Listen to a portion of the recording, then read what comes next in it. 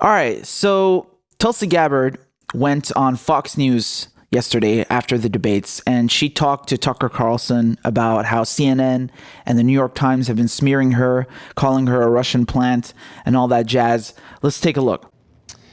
Well, Elizabeth Warren versus the field was not the only battle that unfolded during last night's Democratic debate. There was also Tulsi Gabbard versus the entire U.S. press corps.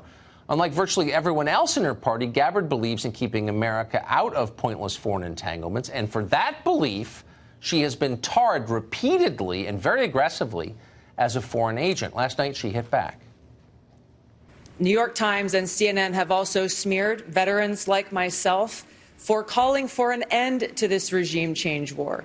Just 2 days ago, the New York Times put out an article saying that I'm a Russian asset and an Assad apologist and all these different smears. This morning, a CNN commentator said on national television that I'm an asset of Russia. Completely despicable. Yeah, and CNN doesn't care for her either. We know that for a fact because recent footage from Project Veritas shows a CNN employee conceding that the network is institutionally hostile to Tulsi Gabbard. Watch this. I think the one they don't like is Tulsi. No. They don't like Tulsi Gabbard. Now, why do you think? Just because she supports Assad and she's not taking the conventional route like when it comes to like foreign policy and stuff like that. So she's actually pretty liberal, but yeah, when it comes to that one position, like I think there are a lot of people who are not cool with her. Congresswoman Tulsi Gabbard of Hawaii joins us tonight. So, Congresswoman, you just heard that. I don't know if you've seen that. I know you've been on the road. But there's a CNN employee saying that for taking an unconventional foreign policy position, you are the one Democratic candidate that CNN doesn't like. Does that surprise you? It doesn't. You know, I think it's kind of absurd, actually, that as we saw in the days leading up to the debate last night, both the New York Times and CNN both ran hit pieces. Today, the day after the debate, we see more of these hit pieces coming out. And for them to sit there and try to portray themselves as neutral arbiters, as objective and independent entities, working with the DNC to carry out a legitimate debate is frankly, it's just a joke. So it's one of the reasons why I've been calling for, a nonprofit organization like the League of Women Voters to actually host these debates in a way that actually serves the interests of voters, not the profit, the profit-bearing corporate interests of the corporate media. I couldn't agree more. So just for our viewers who maybe haven't followed this, when we say you've been attacked by the New York Times and CNN, it's not attacked like they're saying your health care plan's too expensive. They're saying that you're working for a foreign power against America's interests, that you're a traitor to our country. That New York Times piece essentially said that. What is this about? Well, this is exactly what happens to those like myself who are trying to end this regime change war in Syria, who are calling for an end to our country's policy of being the world's police, bring about an end to these regime change wars. And this is something that is not just happening to me. You know, when they're issuing these smear attacks, really what they're doing is smearing anyone who's calling for an end to these regime change wars, including veterans who I meet almost every single day all across this country, who are not pacifists, but who understand and know firsthand the cost of war, and who are strongly calling for our country to put an end to these counterproductive regime change wars. So when they are issuing these smears and calling me a traitor to my country, they are essentially issuing these smears and attacks to every veteran who has been willing to lay their lives down in service to our country. There are many things we don't agree on, but one of the reasons I'm so sympathetic to you and what you're doing is because I've been there. I know exactly what you're saying, and what you're saying is absolutely real. It's the one subject that they won't accept any deviation on. And so you deserve credit, I think, for your bravery in going forward. Thank you. Tulsi Gabbard, great to see you tonight. Thanks, Tucker. What do you want me to say, man? I think it speaks volumes as to how corrupt the mainstream media is, how simply nuts the left-wing media has become, that a Democratic presidential candidate has to go on Fox News to be heard out. Okay? I mean, What do you want me to say? It speaks for itself. Why the hell does Tulsi have to go on Fox News with Tucker Carlson to be heard out is beyond me. And I think that tells you everything you need to know about what is wrong with the establishment media, why people are abandoning MSNBC and CNN and they're going to alternative, progressive channels like mine, like Secular Talk, like Jimmy Dore, like Sam Sater, because they're sick of the bias from CNN, from the New York Times, from MSNBC. They're sick of it. We saw it in the last elections, and that was too much. But of course, if you say that, you're a Russian bot, right? You're a Russian bot, not just any bot, you're a Russian bot. Oh man, this is crazy, you know?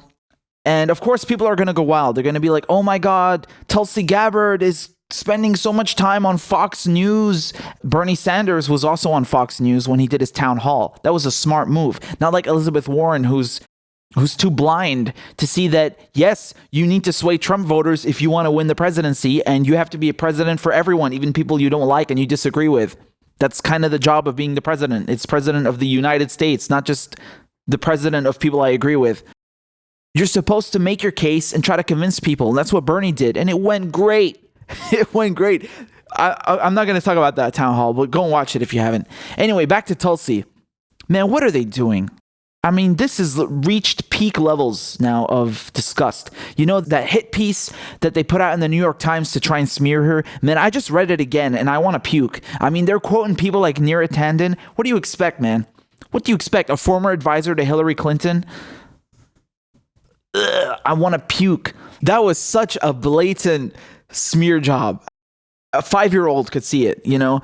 It's just horrible. And they contradict themselves within the same sentence in some cases, right? Like there's one part where disinformation experts have also pointed to instances of suspicious activity surrounding Ms. Gabbard's campaign. In particular, a Twitter hashtag Kamala Harris destroyed that trended among Ms. Gabbard's supporters after the first Democratic debate and appeared to be amplified by a coordinated network of bot-like accounts. But there is no evidence of coordination between the network and the campaign itself. Then why are you reporting it, you idiots? You call yourself journalists? They contradict themselves in the same sentence that there's no evidence of this claim, yet they perpetuate the claim. What? This is what I'm talking about, man. They plant the seed in your mind. That's enough. That's all they need to do. They know that there's no proof. They are admitting it. There is no proof. It says it. There is no evidence. Yet they still say it. Why do they say it?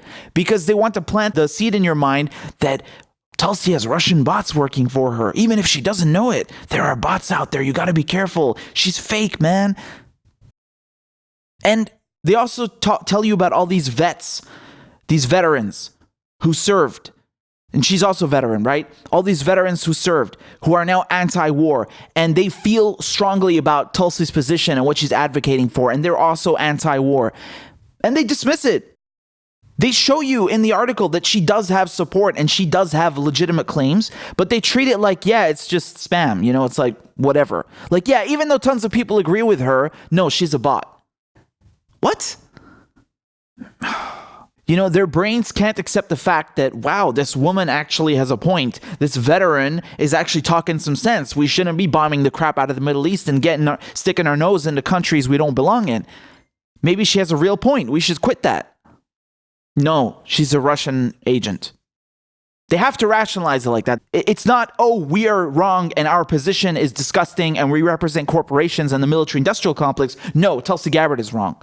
She's a bot. That's their logic. And so what they want to do is they want to brainwash people into believing that her position is disingenuous, that her convictions are not true, and that she is sent from somewhere else. Because that's the only thing that they have. This whole New York Times piece is really disgusting. It's perhaps the worst article I've ever read in my life, and that's saying something. You know, this is way worse than that article from the LA Times about, oh, Warren is so physically fit. When she does a rally, she runs up on stage. Watch out, Bernie, huh? Mr. I had a heart attack. Watch out, because Elizabeth Warren is more progressive than you, and when she gets up on stage, she flexes. I mean, that was garbage. This is disgusting. This is horrible. Really, go and read it. And it's like 5 pages long of smear after smear after smear. They dump the whole thing on her, right? You think this is coincidental? No. No, it's not.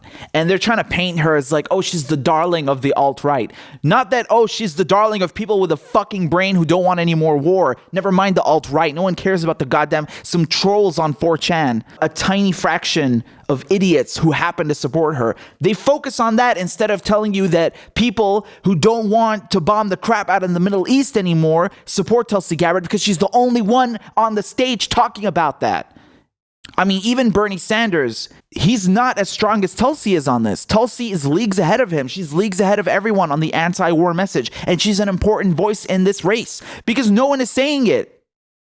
No one is ever saying it. She's the only one. And look how they attack her. They can't attack her on her position, so they have to look for garbage to smear her with. You know? That's it. Let me tell you, as a Syrian, it's very refreshing. It's very refreshing to see that, wow, there's someone running for president who doesn't want to bomb the crap out of my country and keep funding Al-Qaeda and Al-Nusra inside my country.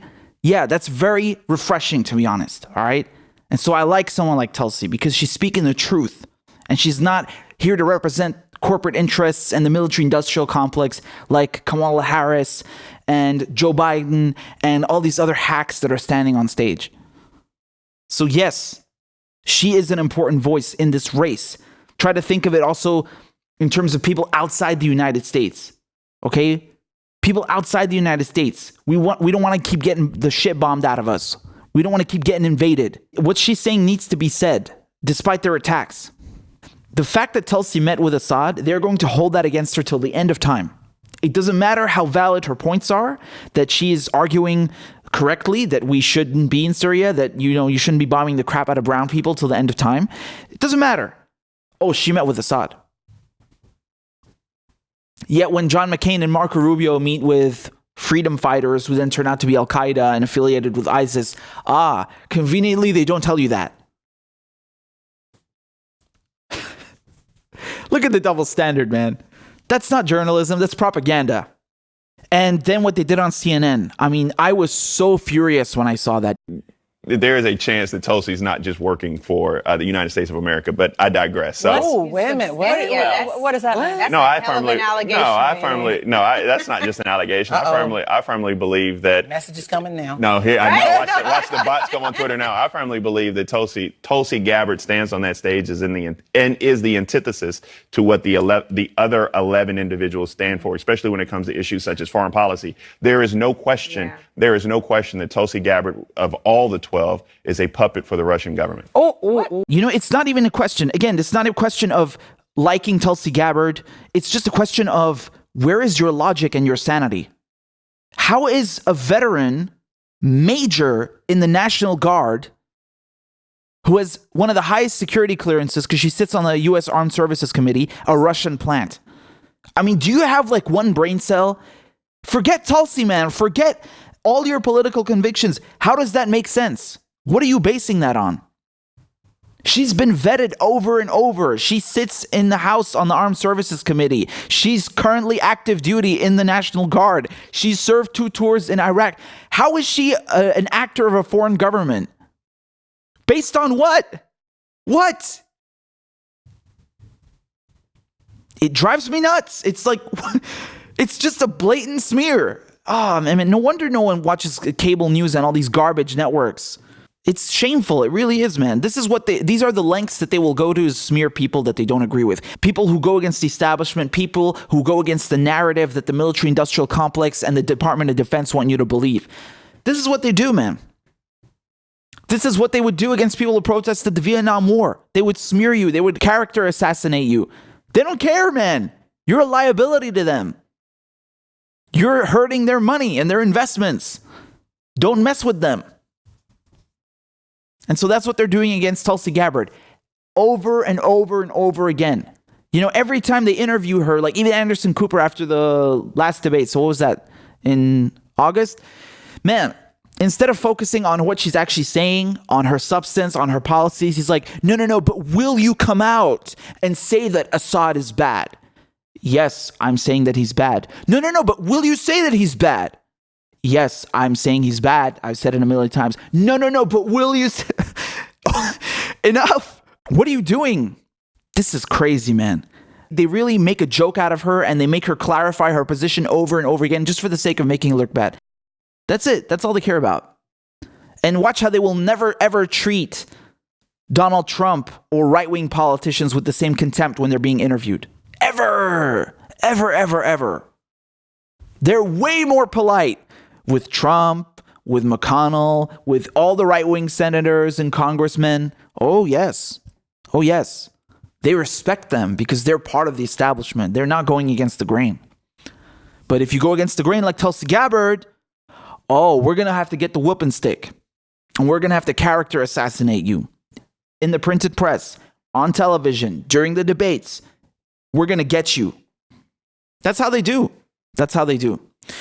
You saw during that interview with Tucker, that video of that guy from CNN, like literally admitting that, yes, they hate Tulsi because she doesn't have a conventional route when it comes to foreign policy. That means she's stepping out of line and going against the war machine. So we can't have that, because we, the corporations and the corporate media, we represent the military industrial complex. We do their bidding. We're not a leftist network. No, we're here to serve the agenda that has been picked now for foreign policy. That's what we do. We make the case for what the foreign policy agenda of the day is. That's what we're here to do, not to report the truth and be objective. I'm so disgusted by how they're treating Tulsi. I know that she flip-flopped on Medicare for all. I don't even know what the hell's going on with her position right now. It's so unclear, which is the whole issue of people not being clear. Just be clear what you represent. Stop being wishy-washy and wiggling and using vague terms. Be clear what you represent. Anyway, I'm trying not to rant about that. I'm just saying that despite Tulsi's position on healthcare, whatever it may be, I still think that she's being treated unfairly by the media. They are consistently, constantly, mercilessly attacking her viciously and treating her with the utmost contempt. And it is despicable and disgusting. I mean, like I said, this was a woman who serves in Congress. She loves her country. She's a patriot. She's done 2 tours. She's still serving in the National Guard. She has very high security clearance. She's constantly vetted by the intelligence agencies. And you're still calling her a Russian plant. You're still calling her an actor of a foreign government. I mean, you're disgusting. It's not even a question of supporting her or not. You're just an idiot. You don't even have half a brain cell if you come to that conclusion. Basing it on nothing, just for the sake of smearing her because she doesn't want to fight your goddamn wars. That's disgusting, man. And by the way, yes, I remember what I wanted to say. What she said during the debates about the U.S. funding Al-Qaeda is 100% true, and no one called her out on it because they can't. There's no rebuttal to that because it's a fact. And I loved her monologue when she called out CNN and the New York Times. She should have kicked their ass even more, man. She should have walked off the stage and did a mic drop. That would have been epic.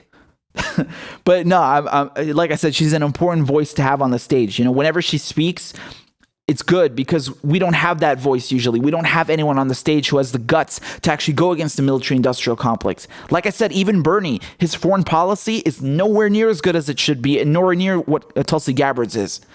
He's not. I'm sorry.